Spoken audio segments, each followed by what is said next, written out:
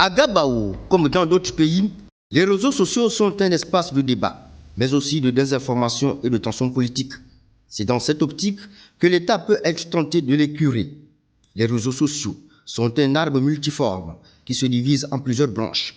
Cet arbre a donc une structure ramifiée. Chaque branche représente un réseau social avec ses travers spécifiques.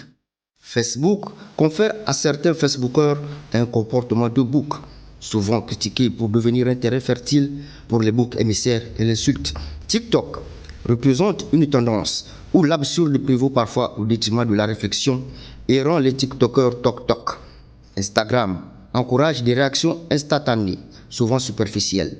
WhatsApp propage rapidement les informations et les rumeurs, entraînant un mouvement continu entre divers forats, tel un singe qui saute de liane en liane, trimballé d'un forum à un autre. YouTube permet à chacun de se faire entendre avec une individualisation extrême, où chacun crée sa chaîne, mais amplifie également les discours extrêmes.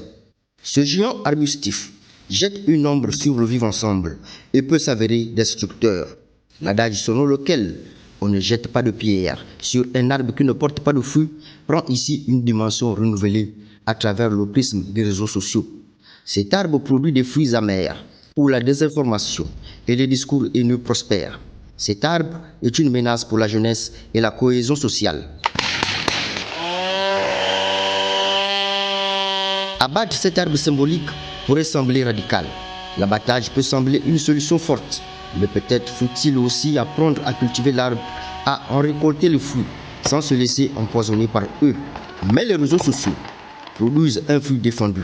C'est pourquoi le choix de l'abattage symbolise une réponse radicale, car ils sont profondément enracinés, résistants. Ils sont faits d'un bois dur, comme le Kevazingo. Il faudrait une hache bien aiguisée pour en venir à bout. Faut-il chanter comme le poète?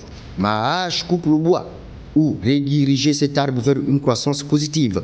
Il ne s'agit pas seulement d'abattre pour détruire, mais de cultiver un environnement où les fruits des échanges seront nourrissants et propices au vivre ensemble. Pour l'instant, les réseaux sociaux produisent le fruit défendu du jardin d'Éden. Oups, le jardin de Gabao.